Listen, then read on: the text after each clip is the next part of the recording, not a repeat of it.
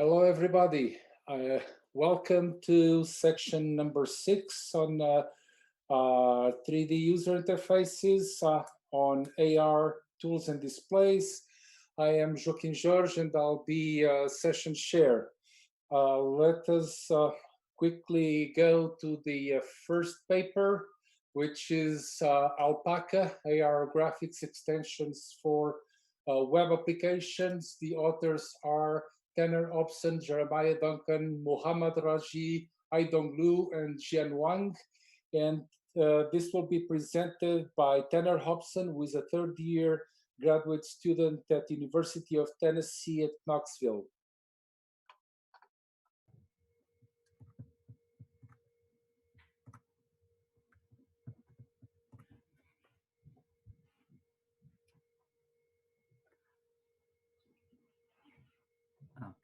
Hello, as he said, my name is Tanner Hobson and I'm presenting Alpaca.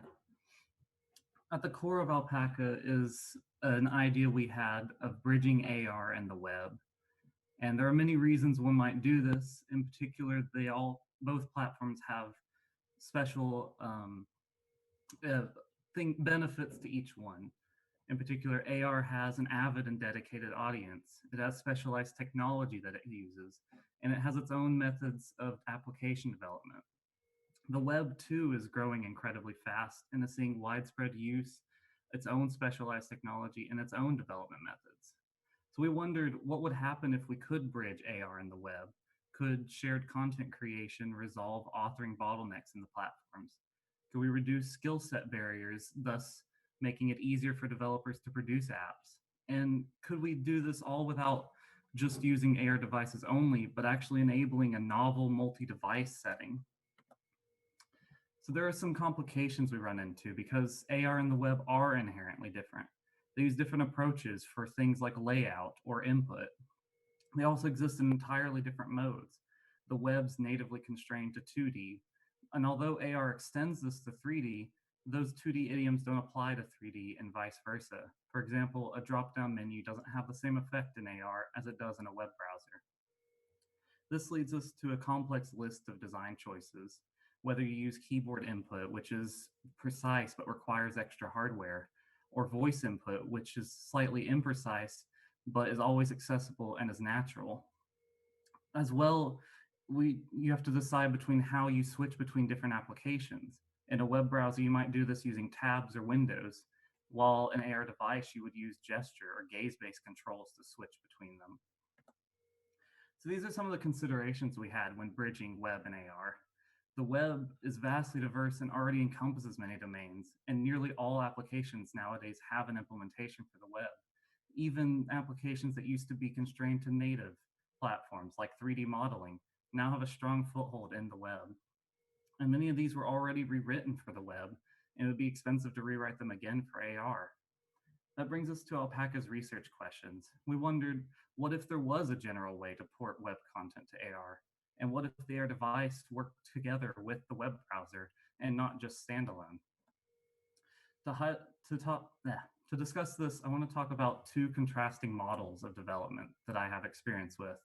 In one, Google Chrome, an application for running web apps, and the other, HoloLens, for running AR apps.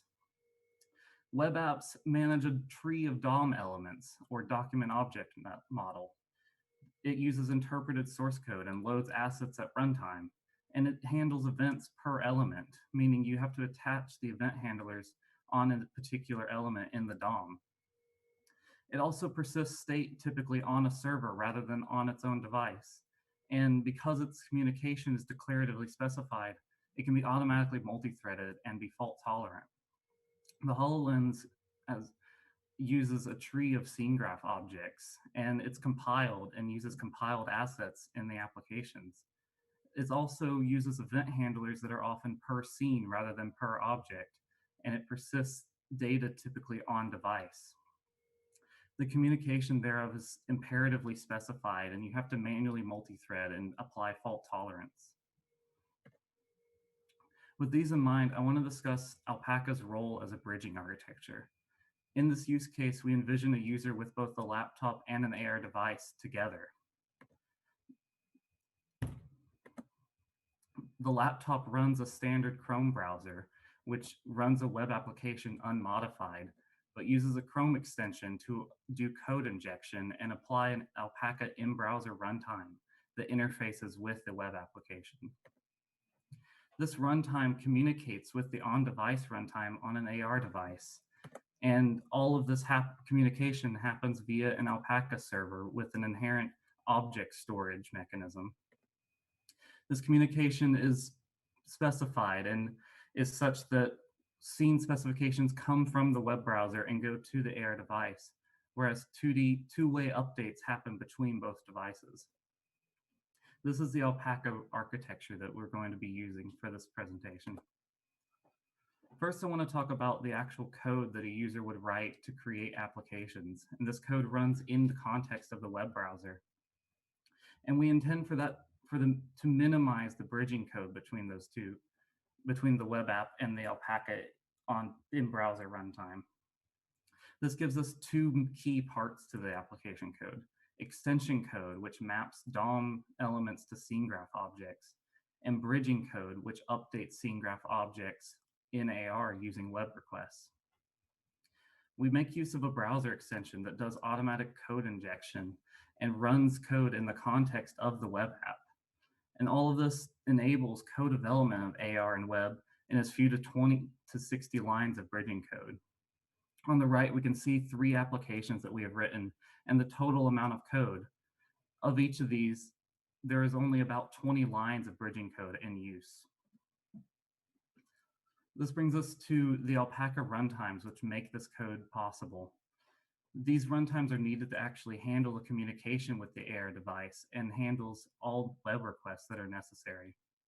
It's written in JavaScript, though as long as it speaks a particular web request protocol, it could be written in any language.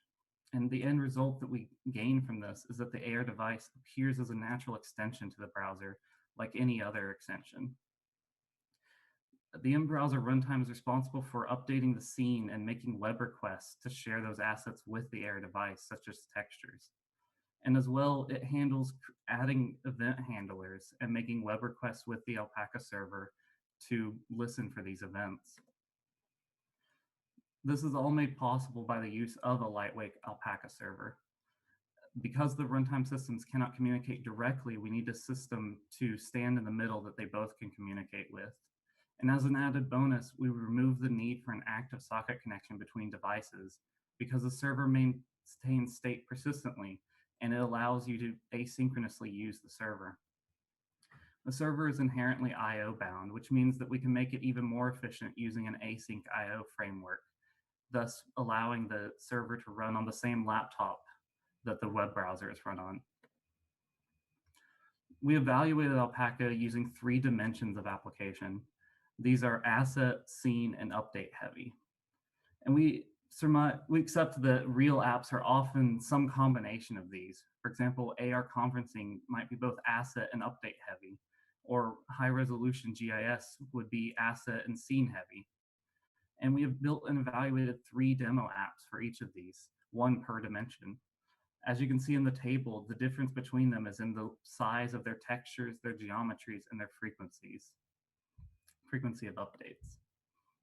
The first app I want to discuss is an asset-heavy app, in this case, Google Books, which is a large collection of scanned books, and you can access it using a web app.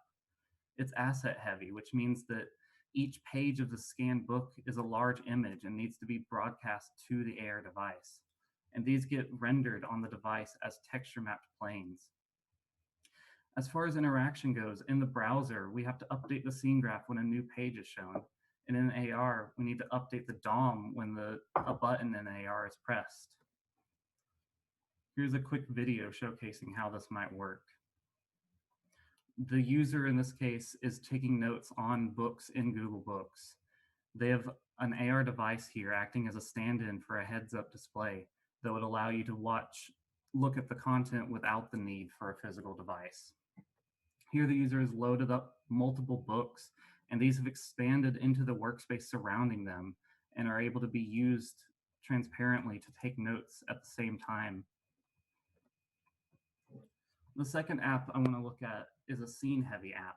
In this case, we used an application called Species Mapper, which is an explorative GIS web app from the National Park Service. It is scene heavy because it uses a specialized height map shader and shows population and geography, thus enhancing the normal 2D view of the map. And we have to map these image tags and translate them using the positions the browser already calculated, and also download extra assets that apply the height map.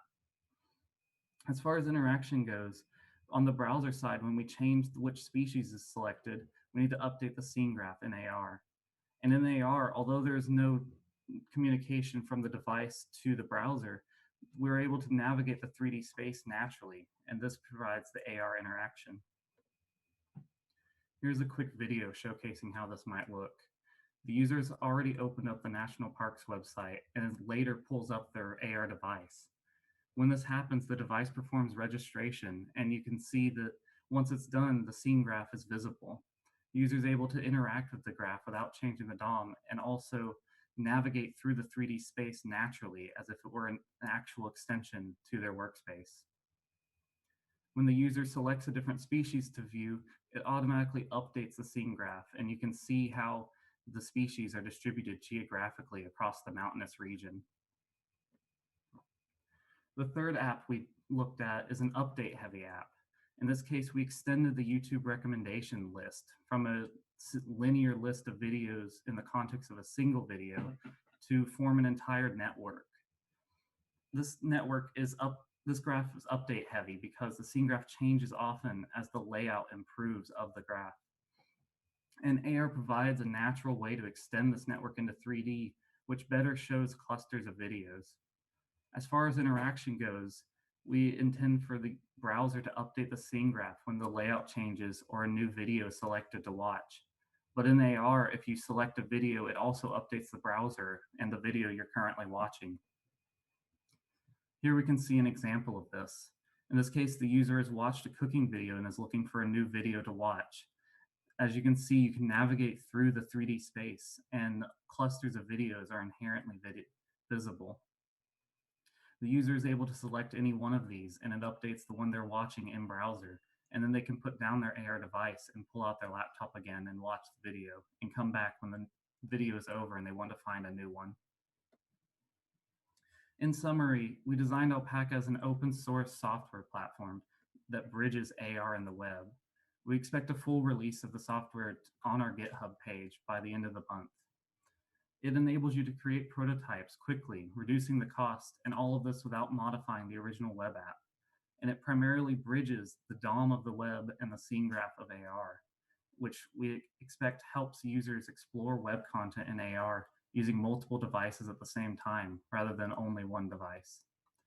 As future work includes that using better device native frameworks that improve performance on the respective devices, and exploring multi-user collaboration beyond just the single-user multi-device setting.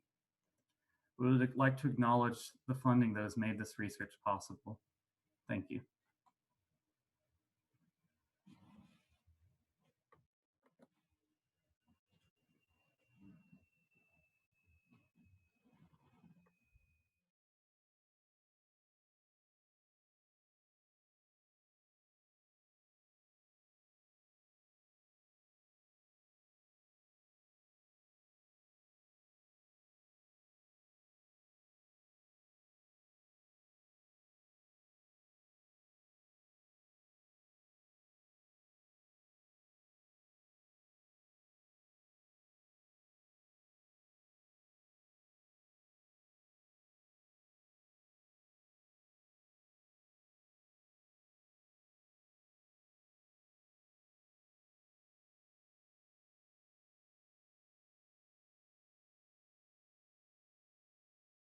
Okay, thank you very much for the presentation.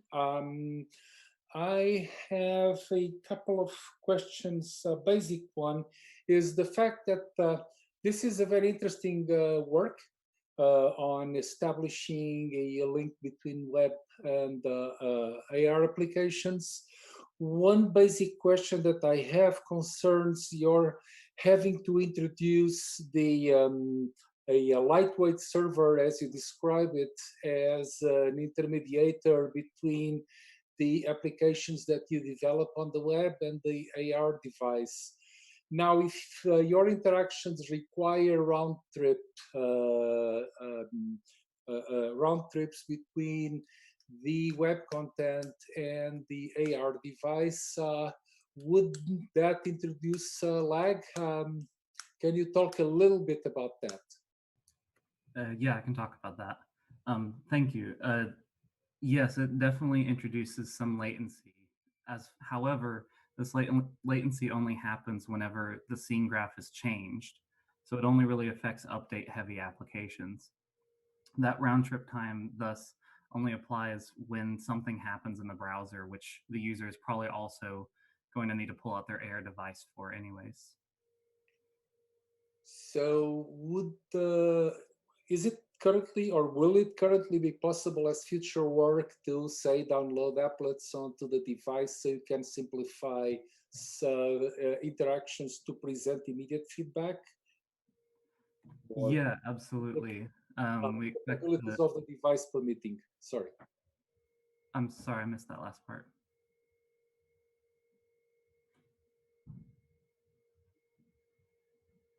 And another thing here, you did not talk about you measured your results. I wonder if you have some practical considerations about how easy it is to develop code. I mean, it is easier as compared to the conventional settings of a Yeah. early device. Um, yeah, the application development isn't much more difficult than designing a Three.js app in a browser normally. Um, uh, as far as performance goes, then we find that the AR device can keep up pretty well, and it does render everything at interactive rates after the scene graph has been changed. And we have measured these results and shown them in the paper as well as the video. Okay. Excellent, thank you. So I guess we are ready to move on to the next presentation, which would be, okay.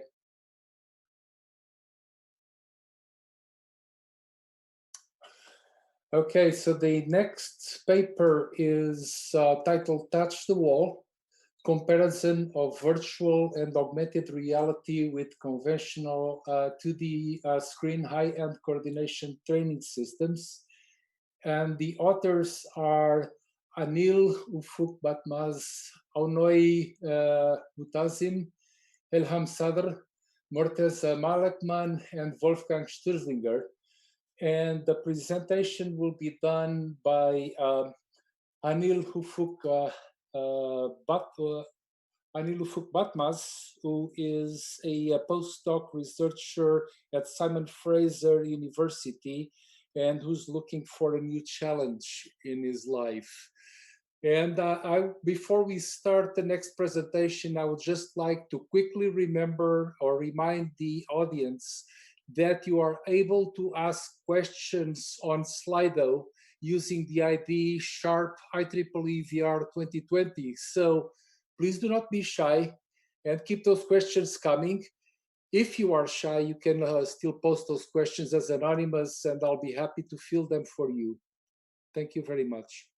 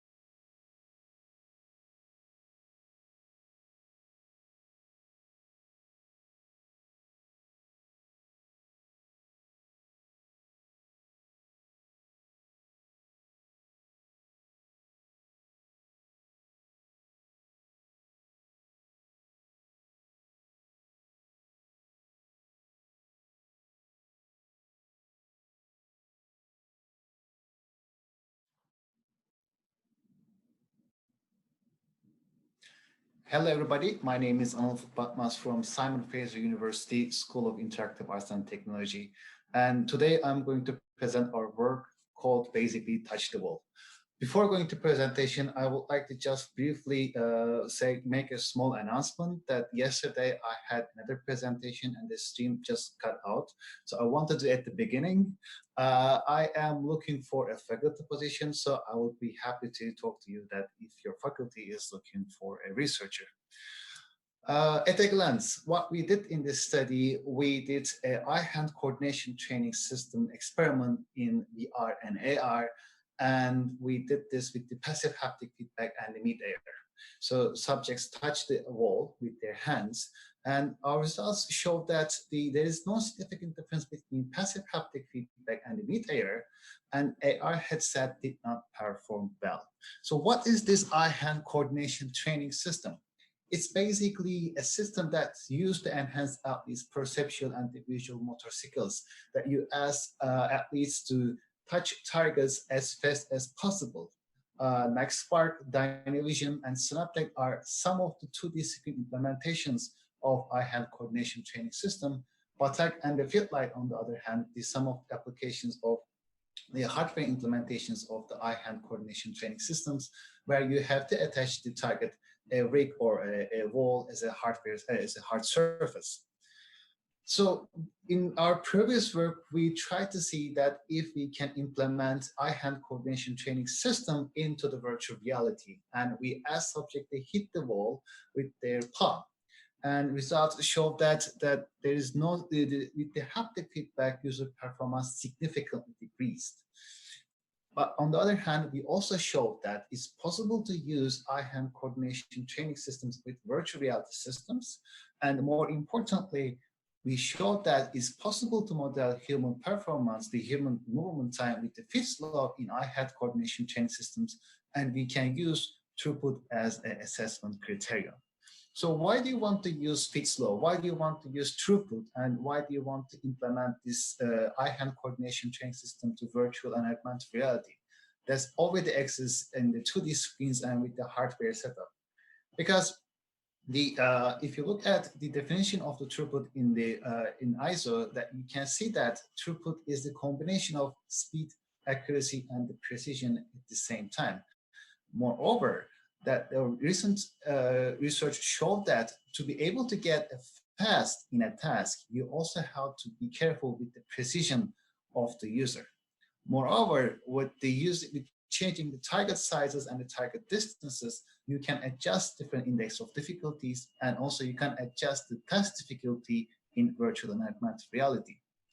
Moreover, the VR and AR systems currently provide the hand position recording, which can improve the user assessment. Also, that you can repeat some scenarios, for example, catching a ball on the mid-air, which is currently not possible with the 2D screen applications. And moreover, these systems, the VR and AR systems, are getting more portable and affordable. So in this study, we have three major hypotheses. The first one is, we know that from the previous studies, there are several limitations that affect user performance in VR and AR headsets. For example, shared display deficiencies like vergence and accommodation conflict.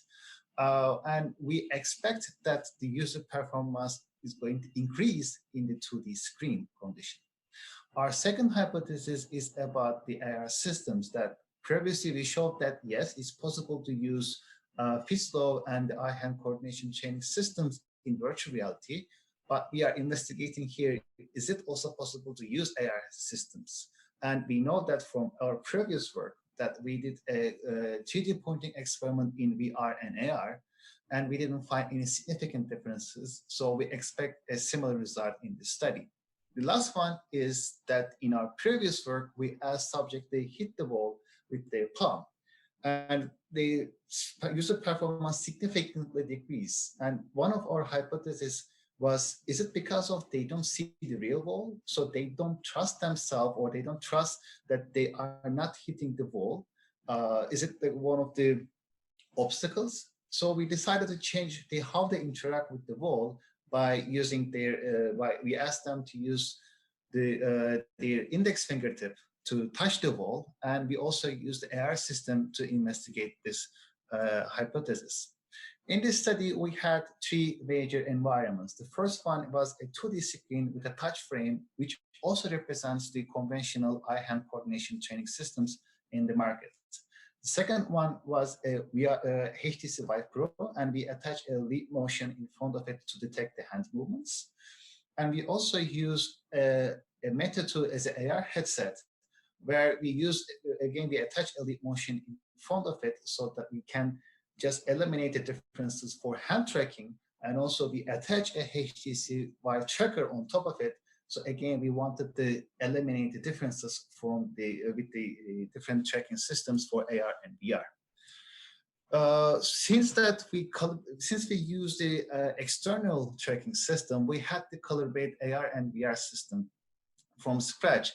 And we used three different calibration methods. The first one was the distance calibration, that we basically measured every target size and every target distance in real world, and we assured that they match in the 2D screen condition, VR condition, and AR condition. And we also measured, for example, the distance between two controllers in AR and in VR, and we assured that they match together. The other thing is that for the AR condition, we use the box that you see on the lower right of this picture, and we put that onto the wall, and we adjusted the virtual wall with the virtual box with the real box, and we tried to how we superimpose them. And the last one was the controller calibration. That is, if you look at that, you can see we attach these controllers on the wall, and they were also visible in the virtual environment. And what we tried to do in both virtual and augmented reality, they were matched. So especially in the augmented reality, when you hold the VR controller, you were able to see the real VR controller and the virtual VR controller superimposed on it.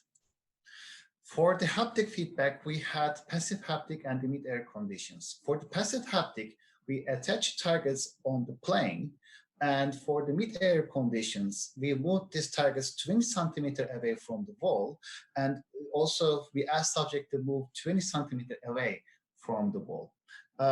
Again, that we use the VR controllers attached to the wall to precisely locate the position of the real wall and transfer it to the virtual environment, so that we were assured that the subjects were touching the wall when they do the experiment for passive haptic feedback.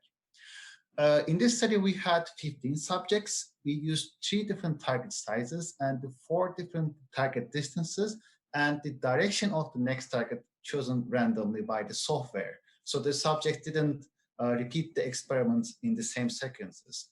In average, we collected 30 data points for each trial, and they repeated this study for 3 repetitions.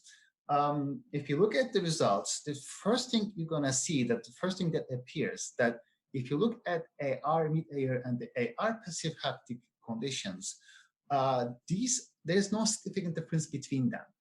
And if you look at the, again, VR mid-air and the VR passive haptic results, there is no significant difference between them.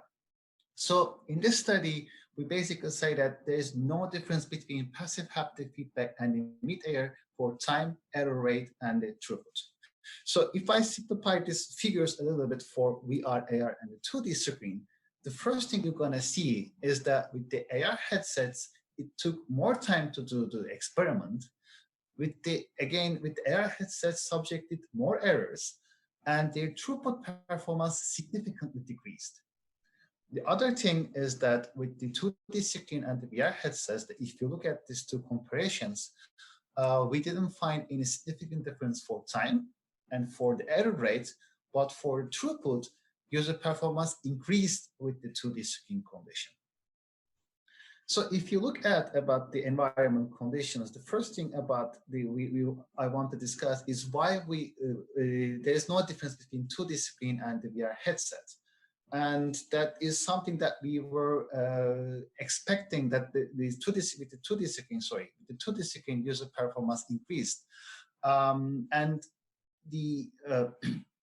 this also supports our hypothesis, because again, in our previous studies, that we showed that these two deficiencies affect user performance. It's again a hypothesis like vergence and accommodation conflict, and still there is a difference for the VR headsets. But again, there is a great potential for VR systems that to be used, and that is because there is no difference between time and the error rate.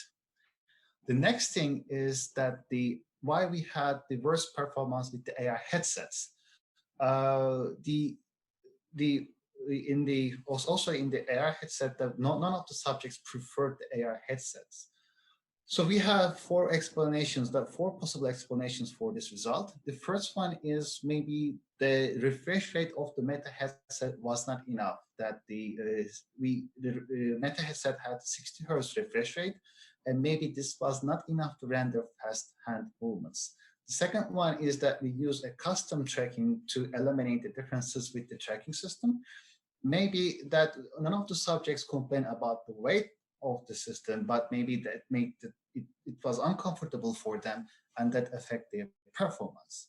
The other thing is that we rendered the virtual hand, and maybe subjects were expecting completely be in virtual environment or in the real environment.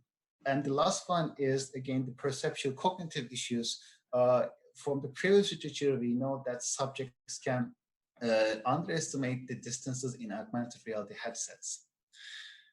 But even after these results, even the user performance decreased. When we look at the results for AR HMD, we see that we can still model human movements with the Fitts law. So that we can say that our hypothesis is supported with these results. And the last one is about the feedback mechanism, that the passive haptic feedback and the mid-air conditions.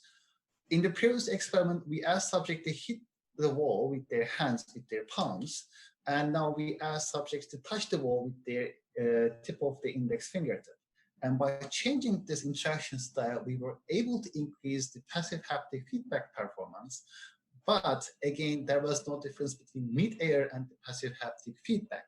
So we can say that our hypothesis partially support with these results. So in conclusion, we did an experiment with VR, AR, and 2D screen conditions, and with the AR headsets, user performance significantly decreased, and with the throughput, with the 2D screen, we had the highest throughput.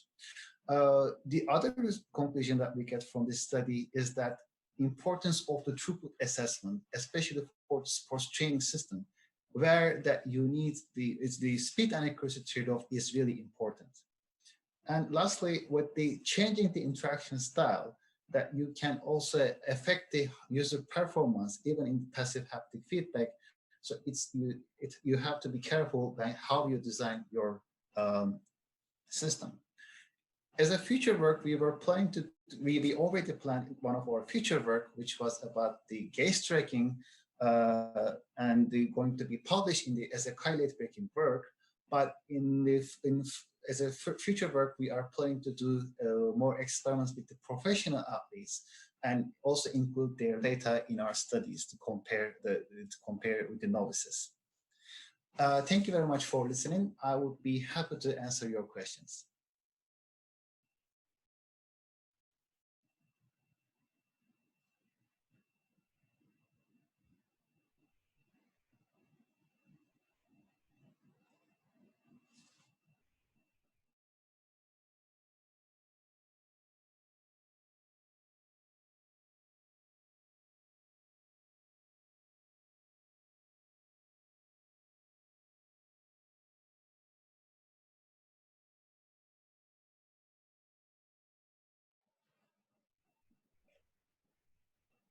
So, okay, thank you for this very interesting presentation on applying Fitts law to studying performance on using passive feedback and passive feedback. And we have two questions, one from the audience and another from the panel. So I'll start with the anonymous question is, have you checked whether there's a correlation between latency and performance in AR or VR? So I guess this implies or subsumes the question, have you measured lag in both the AR and VR conditions? Yes, that we measured the latencies. The first thing about when you look at the results, there is no difference between the 2D screen condition and the VR condition for the time especially. So that also shows that the latency is not that in that much effect. The other thing is that we also measured the real latency of the system. The leap motion is known as about like the 30 milliseconds latency. That works up to 30 milliseconds latency with the VR HMD VR HMD applications, and for the AR headset that it was about the 30 to 40 milliseconds. Those times seem to be quite a little bit on the low side from experience, because were you using Unity for generating the images? What kind of development environment you were missing? Maybe I missed this one. We use Unity. Okay.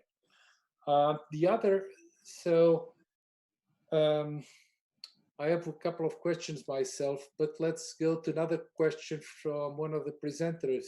So why was it necessary to use multiple calibration methods, as you referred into your presentation?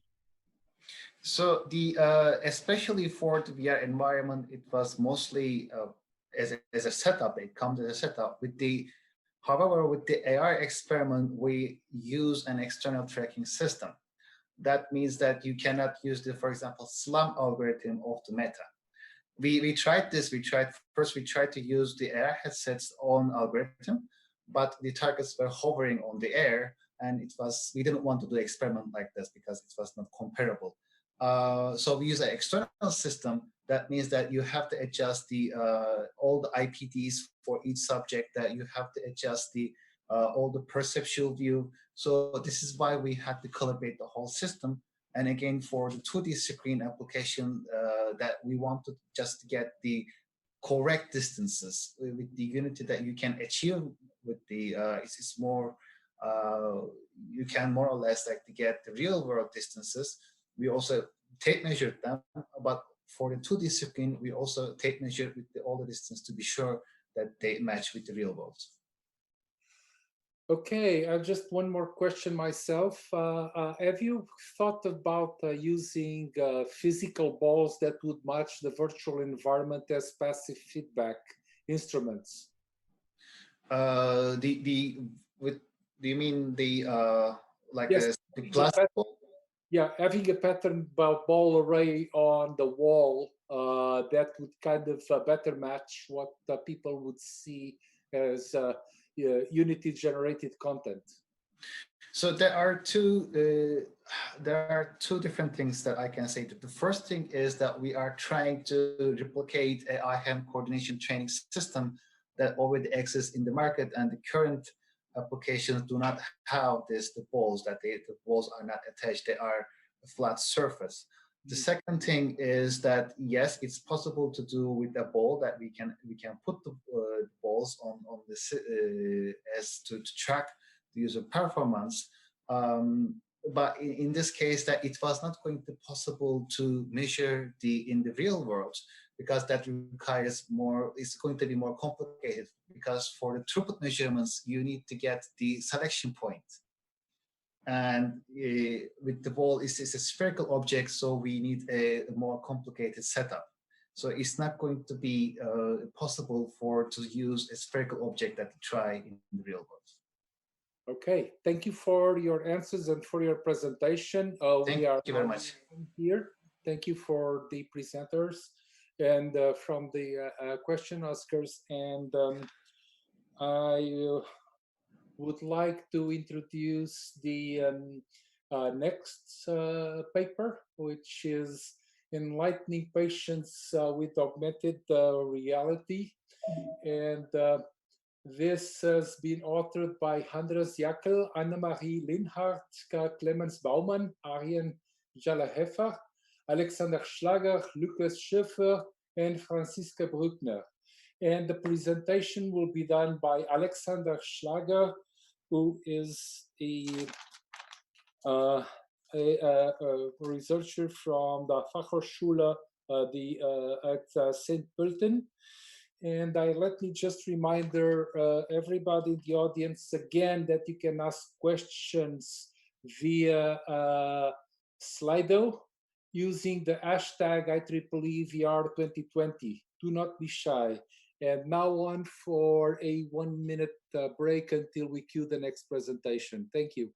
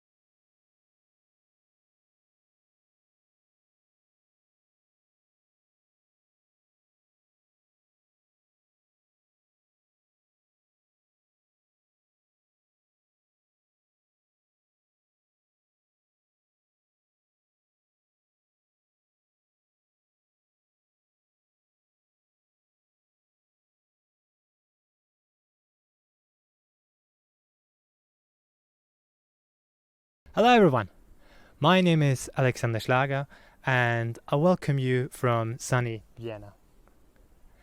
I'm a junior researcher at the University of Applied Sciences in St. Pölten, Austria, and I'm specialized into virtual and augmented reality. As part of the ICMT, it was possible to set up an immersive media lab for interdisciplinary projects, for the development of existing knowledge, but also to create new ideas. With this infrastructure, we have the possibility to develop new dimensions of storytelling, which is an essential matter in art, but also see increasing importance in science. Part of IML is the project called Enlightening Patients with Augmented Reality, short APA. According to the American Journal of Nursing, low health literacy is a well-known issue.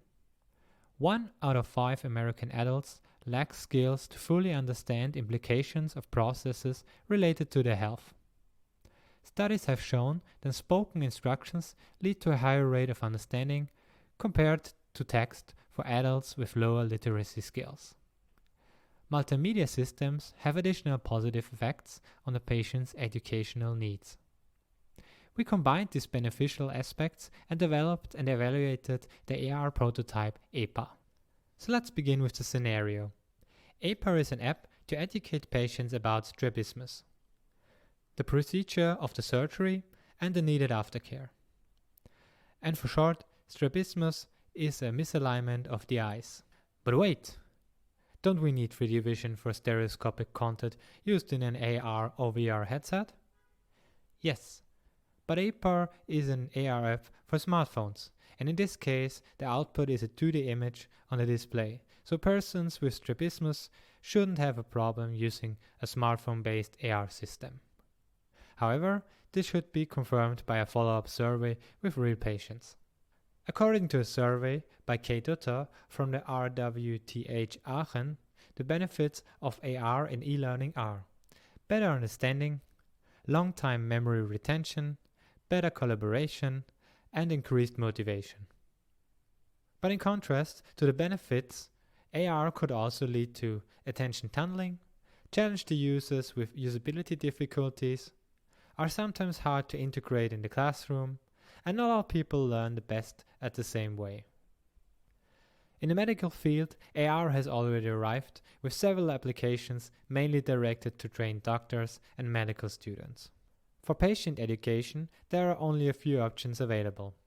EPA also builds on the results of the AR prototype VIPA, what stands for Virtual Patient Education in Radiotherapy, by Alexander Reit, former student at the St. Pölten University of Applied Sciences.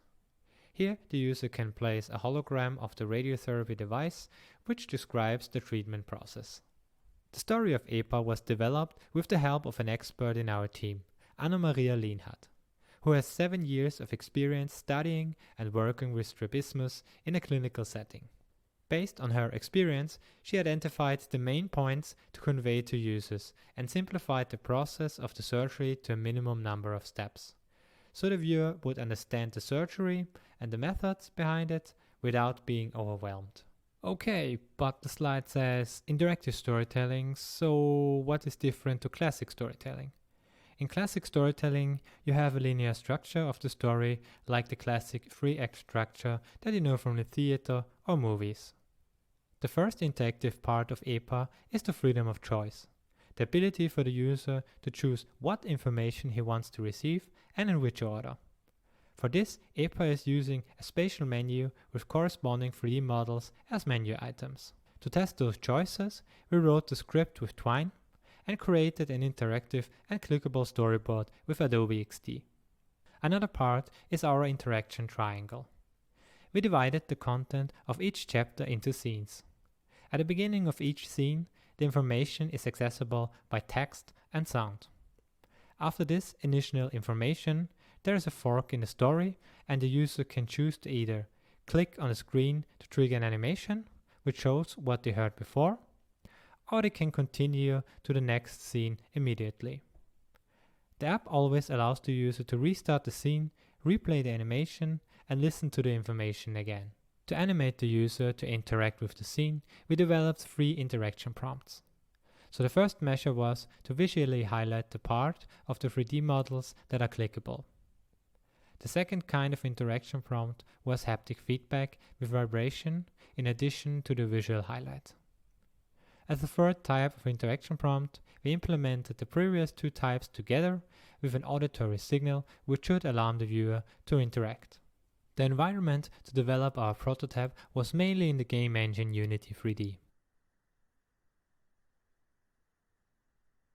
With ARCore, we had the possibility to place digital objects in the real world and view them through the live camera feed.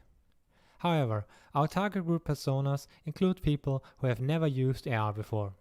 So we decided to use a pre-designed target image printed on paper as a marker. The position, rotation, and scale of the virtual object is tied to the paper sheet which is handed out to the user. Ideally, the graphics on the sheet should be carefully designed. Also a unique feature is the XML flow system. It's like a toolset of text-based building blocks. With these blocks, we could divide our story into acts and divide those acts into sequential scenes. Those scenes can be equipped with different actions like fading objects in or out, create outlines around an object, add a delay between different actions, switch scenes or acts, and add text that should be displayed on the screen. With the help of Microsoft Azure's text-to-speech, we then generated artificial spoken explanations out of the text in the XML file. The advantage here to regular voice recording is that you can fast iterate different versions of the text at low cost. In addition to the methods performed during the evaluation, the app also generates CSV formatted log files which record the user's progress through the application as an additional automated measure for the future. Besides text and audio, we also needed to create 3D content. The early design goal was to be as realistic as possible, but during development, test users mentioned that a stylized look with abstract shapes would feel more comfortable for them and would reduce their anxiety about the surgery. So now you know a bit more about the app, let's talk about the evaluation. In addition to the storytelling concept, a major part was the usability of the prototype. Therefore, a 2-stage usability test was developed in a period of 2 months. Based on the research area of this paper, the following 3 main research questions were defined. Which interaction prompts seems comfortable and goal-oriented to the user? What difficulties and obstacles appeared? Does the 3-dimensional augmentation of the content add subjective value to the user? Is it clear to the user how interactions with 3D objects modify the story? In the first stage of the evaluation, we tested the effectiveness of the design concepts. The focus was on observing the actions performed by users and measuring the relevant attributes of a usability test, such as usefulness and effectiveness. 6 experts in the subjects AR, UI, and healthcare attended at the test. Representative tasks, such as starting the app and receiving information about strabismus and the surgery, were given. To ensure the whole functionality of the application got tested, the tasks were written down as step-by-step instructions. Additionally, the participants were encouraged to think out loud to get insights on their thought process. The test took place in a lab-like setup. A sit-back session was performed for formative tests, and the qualitative and quantitative data collected came from the verbal protocol documentation. The post-task questionnaire used the standardized system usability scale plus additional questions on the storytelling concept. For the second stage of the evaluation, possible end users were recruited, and we defined 3 different user profiles. Users with low technical knowledge, users with good technical knowledge, and finally, users with high technical knowledge. The test group consisted of 18 participants. For the test, the interaction prompts were implemented in the following way. Chapter 1, Visual. Chapter 2, Visual and Haptic. Chapter 3, Visual, Haptic, and Auditive. For every test, we used the same mid-range smartphone, and part of the test was for the user to perform representative tasks such as answering questions through exploring the application, which led through different chapters with different interaction prompts. Every user was administered to all the tasks, but the order changed in each setup of the experiment, so the influence of one interaction prompt to another was counterbalanced. Because this phase focused on testing usability as well as interactive storytelling, the task description was quite open. The participants had the chance to decide on their own how to reach the goal. Furthermore, they were encouraged to think aloud. Every test lasted between 30 and 45 minutes. The qualitative and quantitative data collected in the second evaluation stage came from the verbal protocol documentation, the post-test questionnaire, interview documentation, and the scores from the SUS. So finally, the results. The collection data from both tests was analyzed, and the verbal protocol documentation results, as well as those from the post-test questionnaire, were summarized with a focus on the most frequent participants. The first stage results of the expert participants were used to revise the prototype application, and the main tasks identified were to revise the start procedure, main menu, and the appearance of the textual information. This is because 2 out of 6 had difficulties to figure out what image to scan, 4 out of 6 tried to turn the phone or were searching for a burger-style menu, 3 out of 6 were annoyed by repeating explanations of the menu items. The first evaluation reached the SUS score of 67.5. The second stage, with representative end users and different person groups, gave a median SUS score of 80 over all 3 groups. In every single group, the median SUS score was higher than the value of 68. The implemented improvements based on the first stage evaluation proved to have a positive impact on the application. The starting procedure was clear to almost all participants, and the improved menu was recognized as that. For the end, our findings according to the research questions. Question 1. Which interaction prompts seems comfortable and goal-oriented for the user? 14 out of 18 provided the feedback that a visual highlight is sufficient as an interaction prompt. 4 out of 14 mentioned that it would be comfortable if a further textual or spoken sentence like click on the scalpel to get further information would be beneficial. The combination of visual and haptic feedback was comfortable to 2 out of 18 users. Other test users mentioned that the vibration was annoying or they thought someone was calling. 2 out of 18 users liked the combination of visual highlights, vibration, and audio interaction prompts. Others felt stressed as well as confused. 2 users also stated they connected the vibration and sound with danger. Question 2. The benefit of the 3D augmentation of the content. The participants provided good feedback. It was noticeable that the participants could repeat and summarize the content quite well, and therefore forms the basis for a well-founded decision for or against a medical examination or therapy. This result is corroborated by the questionnaires values. I think the three-dimensional augmentation of the content is useful, reasonable, and informative, ranging from I fully agree to do not agree at all, with a median value of 4.5 out of 5. I think the use of the application as a complementary tool can lead to a better understanding of the content of a medical consultation, also from fully agree to do not agree at all, with a median value of 5 out of 5. Coming to question 3, whether it is clear to the user how the interaction with the three-dimensional objects modifies the story with following results. Overall, the user states they had a feeling of control over the system and they know how to interact with it, with a median value of 4 out of 5.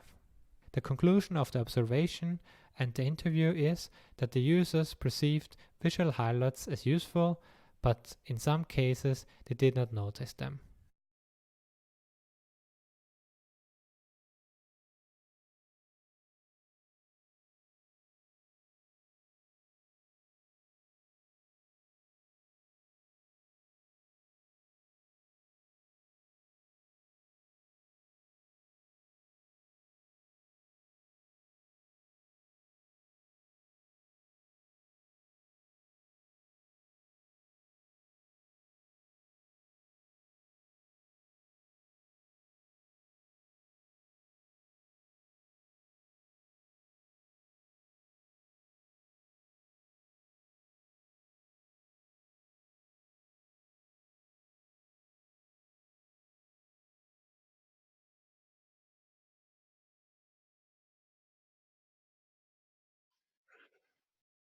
Okay, we are going, thank you for the presentation. We are slightly behind schedule. And I will just pose a quick question, which is, apparently you said that stylized content was paramount for participants, and I wonder if this is content dependent. For instance, for plastic surgery, it would be important to see the results. This is a quick observation, but it might also be typical for other types of content where final results would be important, and appearance. Yeah, I think for the animations we used the stylized version, but I guess there should be also like a separate separate information with non-stylized material like photos or maybe videos if the patient also wants more information. So it's like separate, so you can decide if you want to stay with the stylized part or also want to receive more information. Okay, thank you. And I noticed that there are 162 people watching to this. If you have further questions, please feel free to contact the presenter directly. And now, without further ado, I would go to the next presentation, which it's a paper titled "Exploring Visual Techniques for Boundary Awareness During Interaction in Augmented Reality Head-Mounted Displays." The authors are Wenjie Xu, Haining Liang, Yuzhen Shen, Qiang Li, and Kangyu Yu. This will be presented in video, and Xiang Li, who has a cold, who is nursing a cold, will be available for Q&A shortly afterwards. We will have a short delay of 30 seconds until the presentation starts. Thank you.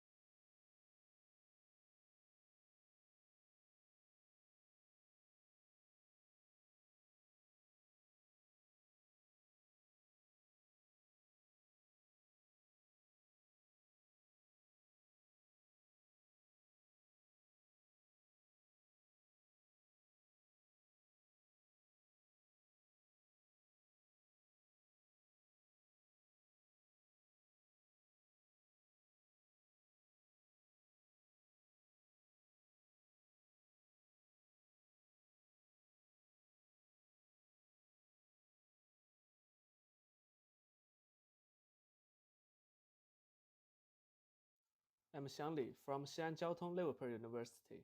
I'm glad to present the paper Exploring Visual Techniques for Boundary Awareness during Interaction in Augmented Reality Head-Mounted Displays. First, the background. Hand-based interaction is one of the most commonly used interaction methods in augmented reality head-mounted displays because it's assumed to be natural, practical, and easy to use.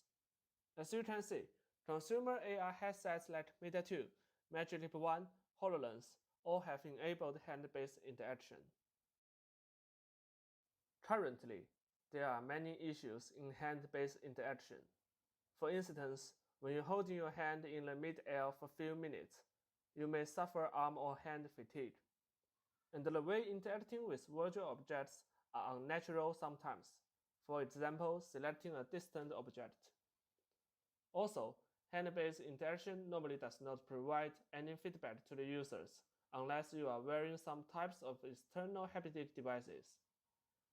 These issues are all widely studied. However, boundary awareness issues in AR devices have received little attention. In AR HMDs, the supported tracked interaction volume is relatively small and limited. Due to this small tracked area, users often observe that the visual object may not be responding to their gestures during regular interaction, or observe that the visual objects are partially disappeared. One way to avoid or mitigate this issue is by allowing users to see via explicit visual cues the tracked interaction area. Our work has two contributions. A first evaluation of systematic exploration of visual methods for boundary awareness in AR HMDs. Results of a user study comparing different visual boundary awareness methods for interacting with visual objects in these systems. Here, we present the methods that we evaluate in our study. Please refer to our paper for more details.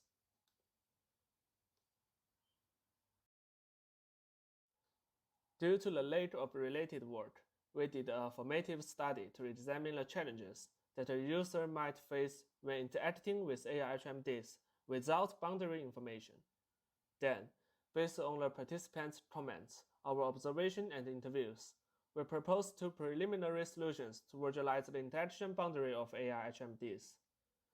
One is an off-body indicator, that is mimics Oculus Rift. The other one is an on-body indicator, that is mimics Meta 2 AR HMDs. To understand how to provide such boundary awareness methods and their usefulness, we explore our preliminary solution to be provided statically and dynamically. Static surfaces. This condition provides a visualization of the interaction area in the form of planes or borders. The surfaces are shown in blue but with faulty opacity to allow users to still see through them. Blue is selected because it works well in indoor environments with white walls, which is our experimental environment setting. Static coordinate lines. In this approach, as long as the user's hand is inside the interaction volume, the distance to the volume surfaces is shown through a 3D coordinate axis. The position of the coordinate center follows the hand position. The length of the line indicates the distance to the boundaries. This condition visualizes the surfaces when the user's hand only gets very close, that is 1.5 cm to the corresponding boundary. This condition is analogous to the static coordinate line. The only difference is that the system only visualizes the coordinate lines when the user's hands get very close, that is 1.5 cm to the corresponding boundary. In this condition, no visual feedback, which represents the case of the current way of interacting with AI HMDs. It acts as the benchmark and baseline comparison. Now I'm going to describe the experiment. We employed a one-way within subjects design with 20 participants. The 5 conditions are shown in the slides. Here are sample test bed environment for the 5 conditions. The interaction volume is 25 cm times 20 cm times 16 cm. It is placed at 42 cm in front of the user, as MagicLeap 1 can only display visual items about 40 cm away from the user. Users could only perform interaction when their hand is inside the interaction volume. There are 8 cubes placed inside the interaction volume as target objects, and 4 are outside the interaction volume, that is, 12 cm away from the surface and is outside the actual visual FOV of the MagicLeap 1 as target translation locations. During the experiment, one cube would randomly change its color to become the target. Users could use their index finger to target the cube they want to select and select it by using a palm open gesture. The color of the cube would be changed back to the default color, and the target location would appear when the selection of the cube was made successfully. To complete the task, the user would need to drag the cube and drop it on the target location, that is, hitting the center of the cube in the target location. A wrong selection did not cause any effect while an error, that is, dragging the cube and hitting the boundary, would stop the cube from moving. We measured task completion time, the number of errors for task performance.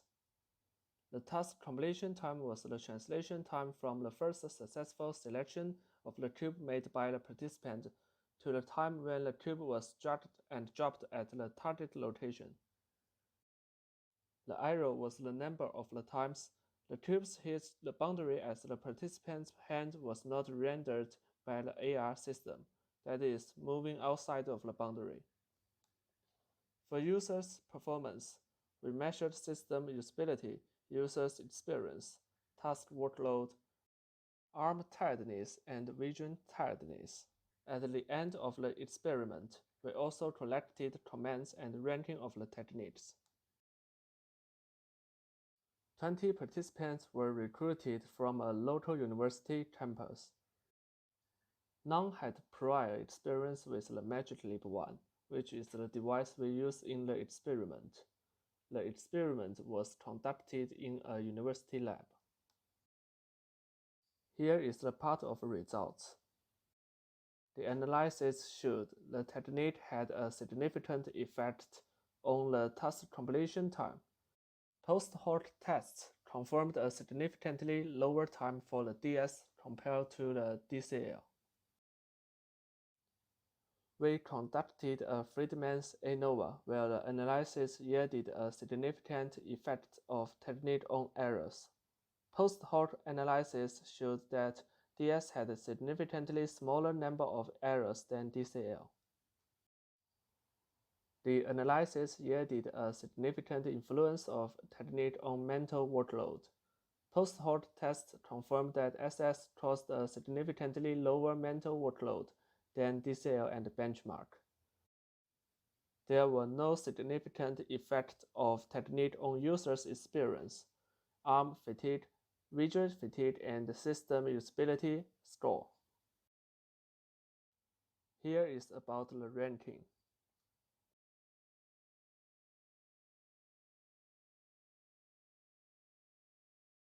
Finally, the conclusion. All in all, based on our results and users' feedback, we suggest that use a surface-based technique over benchmark, as the technique could help users to know the boundary visually to get their interaction. Use coordinate line-based technique over surface-based technique. If users feel that their view is occluded and the interfaces with their interaction, boundary awareness methods should be provided use-dependent. Some participants made over 100 errors with the benchmark technique but have no issues interacting with any of the boundary awareness methods. It should be tuned to suit the individual's needs and predispositions. Providing boundary awareness methods by default. This is because during the phase where participants tried the AR device to get to know it, we observed that novice users tend to overvalue the FOV of the AR HMD. They would ignore the FOV of the AR device and assume that the interaction would be the same as what they would typically do during actual tasks. It could be disabled when users think they could do without it. We only test one-handed gesture during the experiment. Future work can explore whether our findings will also be applicable to two-handed gesture-based interactions where large motions are required. Several values used in our experiment are predefined fixed value due to the lack of related private work. Future work can implement a dynamic color changing scheme for the surfaces to suit the background. We only tested object translation task, which is only the starting point. Future work could include other common manipulating tasks in 3D environments, for example 3D modeling. We only propose evaluate visual methods. Future work could explore other primary sensory channels like sound and habitats on boundary awareness. That's all, thank you. Please read our paper for more details of this work.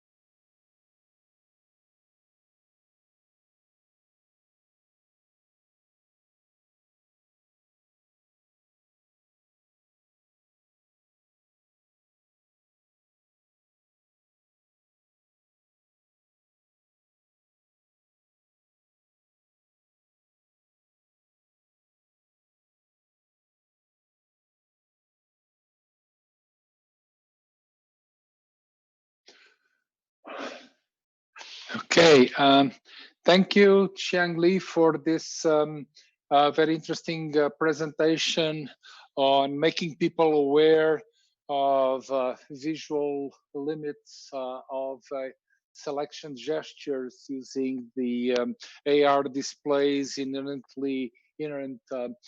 tracking methods. Okay, there is an interesting question from Matt Whitlock, University of Colorado at Boulder. Great work. How do you do a very simple in-out indicator where there's just a simple checkbox type of indicator might perform against the methods you tested? I think that might provide the needed information to the user. Going out, going in from the usable area. Yes, this is an interesting one, and We have actually think about this before we conducted the experiment. So for actually we have explored this, explained this point in our paper, so you can refer to our paper for more details. Yes. Okay. One small question. You did not discuss too much about this. You measured fatigue, but did you take any special measures to avoid the gorilla arm effect, like placing the content at a comfortable position to the subjects, so that Yeah. instead of having their arms like that, they could have their arms like this at a more comfortable setting?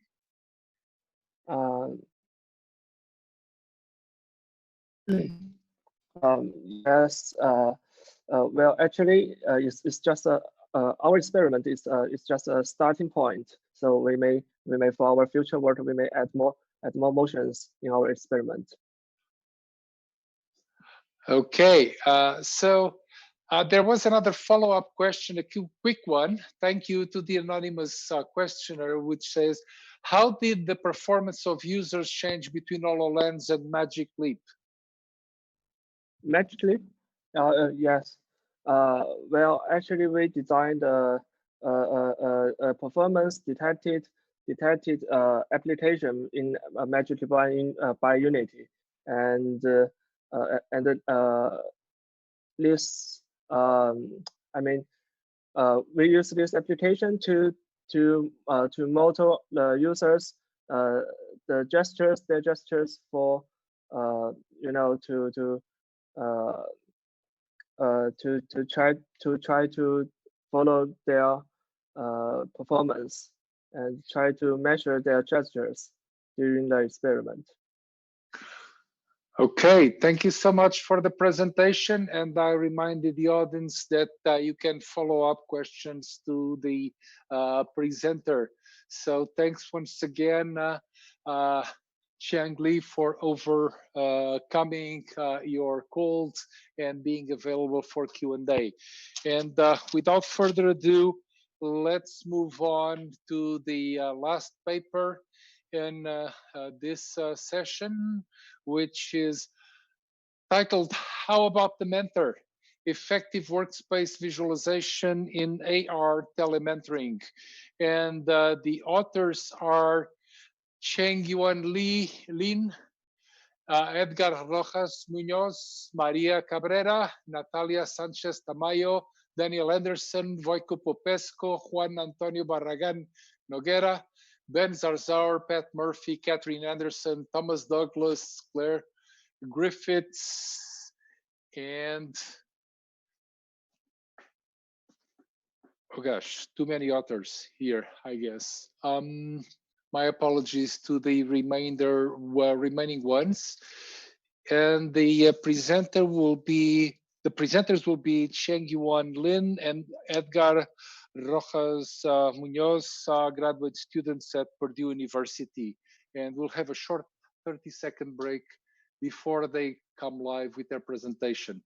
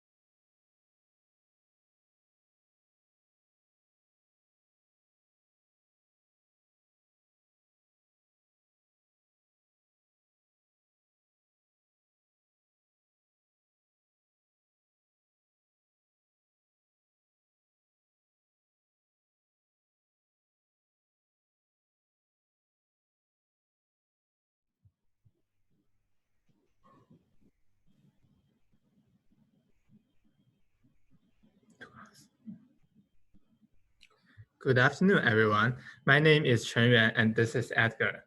Today, we are going to present you our work on surgical telementoring, which is part of a large effort involving Purdue University, Indiana University School of Medicine, and Naval Medical Center in Portsmouth, Virginia.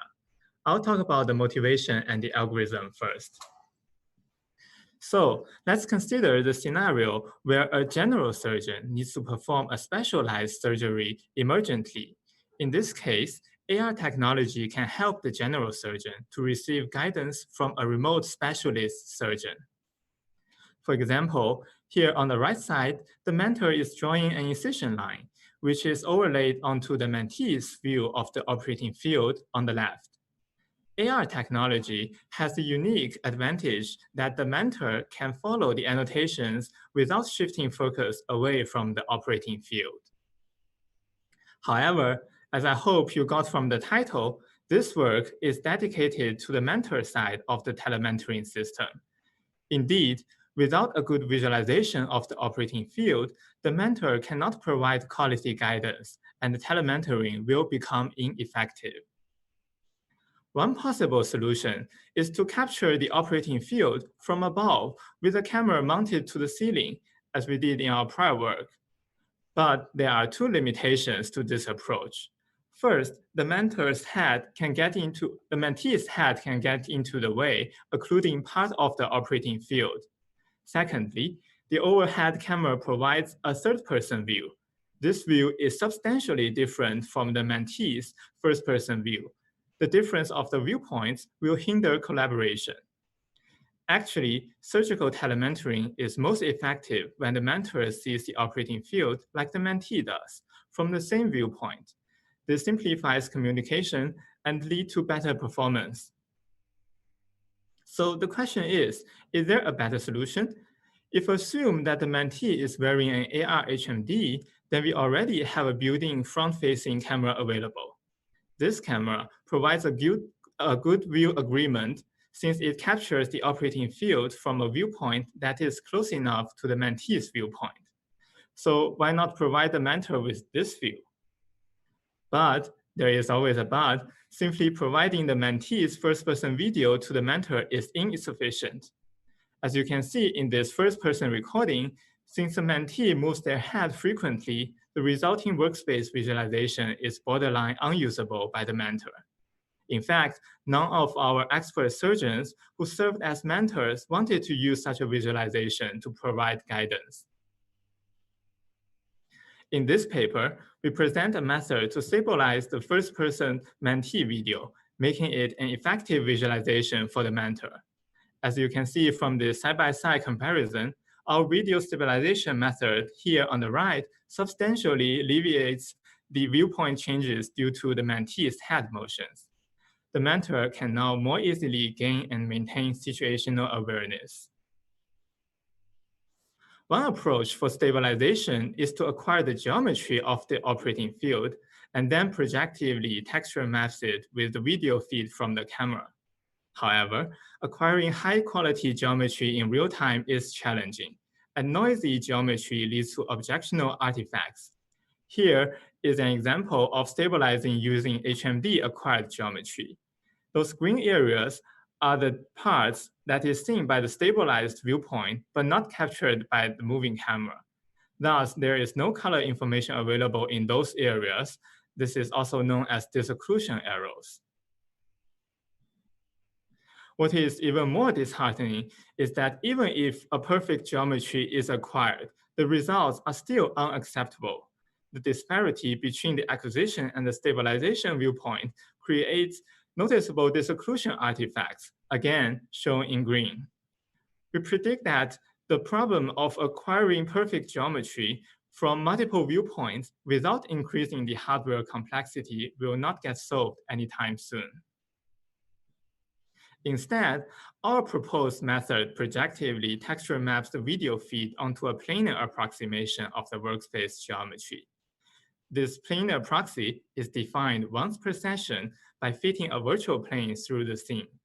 In this example, the proxy plane lies on the tabletop. The video stream from the mentee's HMD onboard camera is projected onto the proxy plane and then reprojected back to the stabilized viewpoint. This simple and robust method has the following advantages. There is no detailed geometry acquisition needed. There will be no disocclusion artifacts, no distortions due to incorrect geometry. Scene lines still project to visualization lines, and it only requires low computational cost. Here are some additional examples that illustrate the robustness of our stabilization approach. A scene like this water fountain is challenging for stabilization methods that rely on scene geometry acquisition. Well, good luck dealing with the water here. Here, the workspace visualized for the mentor is a flower bed, and the unstabilized view rose by 180 degrees. In this example, our method handles a large room with a depth of range over 10 meters. Here, our method uses a vertical stabilization plane to handle a scene with reflective glass shelves, whose geometry is, again, difficult to acquire. All these examples validate our stabilization method using scenes with dynamic geometry and complex reflectance properties. And next, Edgar will talk about the user studies we conducted to further validate our method. Thank you very much, Yuan. All right, so we validated our visualization approach using 2 user studies. In the first study, participants had to find pairs of matching numbers in videos. Our participants had to find the matching pairs in 3 different conditions. In the first condition, as you can see in here, the video was acquired from a tripod. We call this the perfect stabilization condition, as it serves as the ground truth for the other 2 conditions. For the other 2 conditions, a video was acquired by a mentee walking around a workspace while wearing a head-mounted camera.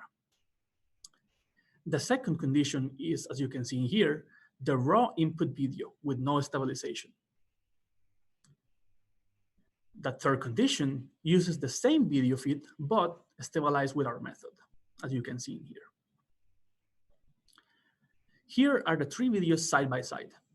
Each participant watched a video in each condition. Their performance was assessed based on how many pairs of matching numbers they were able to find. As you can see in here, half of the displayed numbers change at the same time every second, making the task even more challenging for the participants. But okay, so you can get a better idea of what we did. Let's recreate our experiment. I'm going to show you a video, and you have to find matching pairs. This video has no stabilization whatsoever. Ready?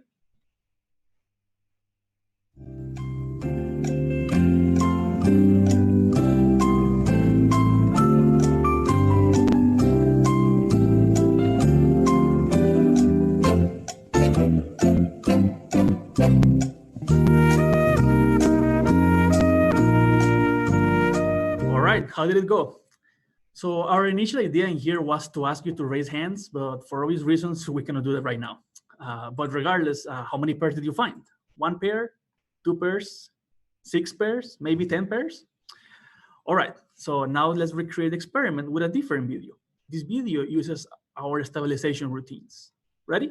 Let's go.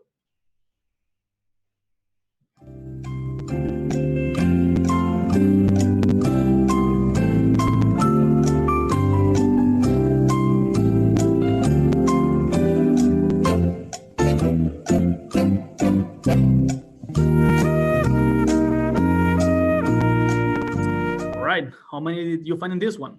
Was it easier? This is the same number matching task that our participants did for our first study. And just in case you were wondering, each video had 5 different pairs. Feel free to contact us if you think I'm lying. Here are the results of this study. This graph shows the percentage of pairs found by the participant. All the videos they watched had 18 different pairs. When using our stabilization method, participants found significantly more pairs than without stabilization, and about the same number of pairs as with a perfectly stable video. As a side note, the sandbox on which the numbers were projected provided about 20 centimeters of depth variation. So it was kind of an easy setup. Why am I telling you this? Well, because to further validate our method, we also tested participants on 2 more workspaces, a workbench and an engine. These workspaces included greater depth variations and had greater visual complexity. Here, as you can see in here, the numbers were placed in the workspace using paper labels. In these 2 workspaces, we only tested participants in the no stabilization and stabilization conditions. This was because the numbers on the paper labels, as you can see, did not change. So the perfectly stabilization condition would have been only a still image, making the task trivial. Once again, here are the results. So for both scenes, stabilization brought a significant increase in the number of pairs found by the participants. The performance was similar between these 2 workspaces and better than for the sandbox workspace when the matching pairs were only displayed for a short time. So this is good. But if you remember correctly, we're interested in surgical telemetry. So we wanted to evaluate our approach in this context too. Therefore, in this study, we evaluated our stabilization method indirectly in an austere surgical telemetry exercise. As you can see, the conditions are radically different from a typical computer science laboratory. The austere setting that we used included smoke, loud gunshot and explosion sounds, as well as a drill sergeant yelling at corpsmen performing practice cricothyroidotomies. A cric is an emergent procedure for patients with an obstructed airway. In the first telemetry condition, participants wore a HoloLens, which streamed the first-person view to the mentor. After stabilizing this video with our method, the mentor was able to make suggestions and author annotations. These instructions were sent back to the mentees, who were able to visualize them in stereo through the AR-HMD. Additionally, participants were able to talk to the mentor through a phone. The second condition was audio-only telemetry, so the mentees only communicated with the mentor through a phone. We compare against this condition because this is the conventional approach for telemetry in austere settings. On-site expert surgeons assess the participants through a combination of 2 standard CRIG evaluation forms used in the military. As you can see here, the procedure was divided into 10 steps, which are these EE criteria that you can see here. For each of these 10 steps, the participant received a score between 0 to 1 evaluated in performance. Additionally, we had this EET total score that was calculated as the average of the rest and was used to describe overall performance. As you can see, AR participants performed better in all the steps. In fact, the difference was significant for steps 8 and 9, which were related to assessing whether the air was actually getting into the lungs of the patients. And in addition, the overall performance score, EET, also showed significant difference between the conditions. So in conclusion, we have presented a method for stabilizing the workspace visualization shown to a remote mentor. Stabilization is the fundamental problem of connecting images that were acquired with different viewpoints. Our thesis in this work is that geometry acquisition is both expensive and ineffective. Instead, we advocate building custom solutions for each application. And with that, we're ready to take any questions. Thank you very much. And also, I'm looking for postdoc positions. So if you like what you saw in this presentation, feel free to contact me afterwards. Thank you very much.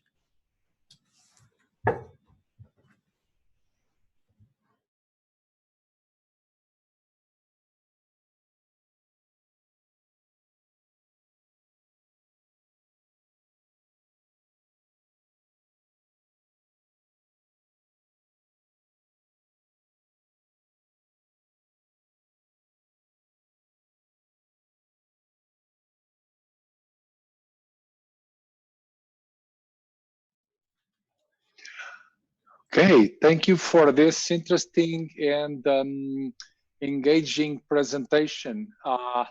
It's also very relevant to have this remote assistance and remote collaboration. There is a question here from the audience who asks how the mentor's annotation is visualized in 3D stereo on the head-mounted display.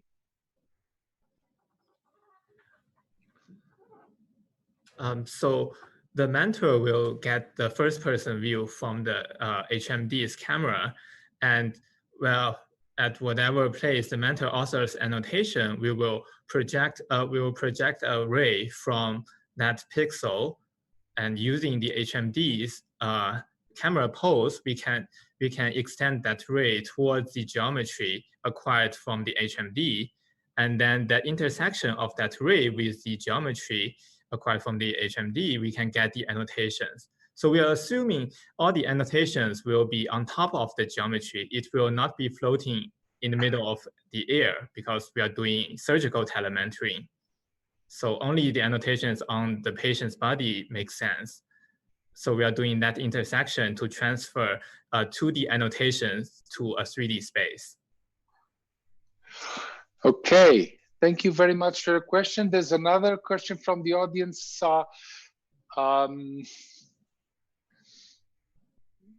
Well, actually, not from the audience, from me.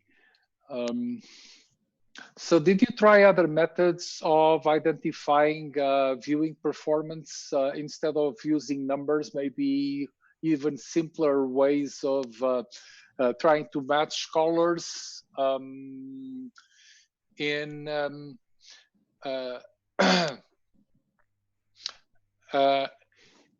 matching colors, or finding Waldo? Well, finding Waldo would probably be difficult, but matching colors instead of matching numbers, for instance.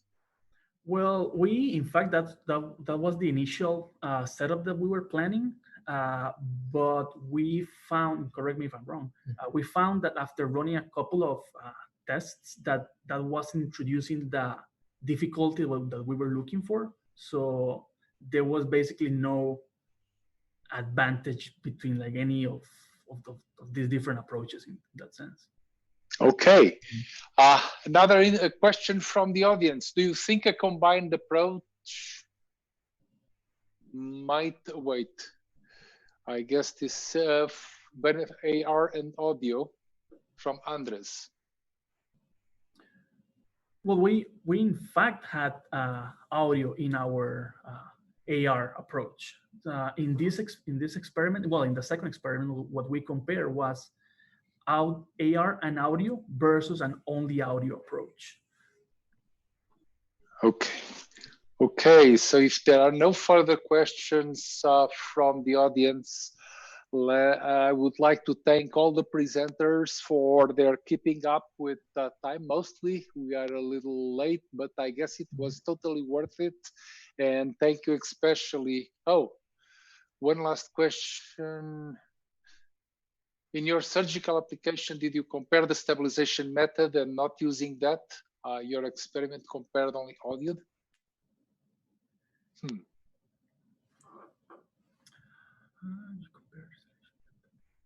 Well, the stabilization method was to provide the mentor with a view of the operating field.